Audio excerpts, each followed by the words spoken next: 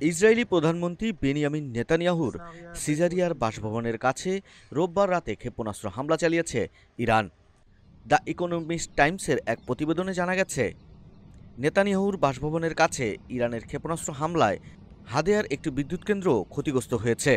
এ হামলার পর স্থানীয়দের সংরক্ষিত এলাকায় আশ্রয় নিতে আহ্বান জানিয়েছে দেশটির সেনাবাহিনী। ইসরায়েলের বন্দরনগরী হাইফাতে আবারও ক্ষেপণাস্ত্র নিক্ষেপ করেছে ইরান।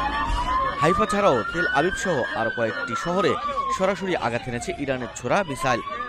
সেখানে সাইরেন বাজানো হয়েছে এবং স্থানীয়দের সুরক্ষিত এলাকায় পালাতে বলছে দেশটির সেনাবাহিনী।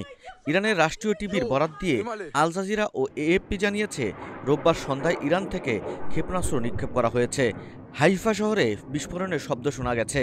ওই সময় হাইফার আকাশ থেকে ধোঁয়া বের হতে দেখা যায়। ইসরায়েলি সেনাবাহিনীও নতুন এক ক্ষেপণাস্ত্র হামলার সতর্কতা জারি করে নাগরিকদের নিরাপদ আশ্রয়ে চলে যাওয়ার নির্দেশ দিয়েছে। ফরাসি সংবাদ মাধ্যম এএফপির প্রতিবেদনে বলা হয়েছে, সোমবার ইরান ইসরায়েলের ওপর নতুন আক্রমণ শুরু করেছে। সরাসরি মিসাইল আঘাত হানার খবর পেয়েছে তারা। এদিকে ইসরায়েলি হামলায় ইরানে শুক্রবার থেকে রোববার পর্যন্ত নিহতের সংখ্যা বেড়ে 224 জনে দাঁড়িয়েছে। দেশটির স্বাস্থ্য মন্ত্রণালয় জানিয়েছে, হামলায় আরও 1177 জন আহত হয়েছেন। রোববার বিবিসির এক প্রতিবেদনে বলা হয়েছে, নিহতদের মধ্যে 90%-এরও বেশি বেসামরিক নাগরিক। এর মধ্যে সর্বশেষ ইরানের ইসলামী রেভলিউশনারি গার্ড কোরের গোয়েন্দা প্রধান ও সামরিক বাহিনীর 2 জেনারেল নিহত হয়েছেন।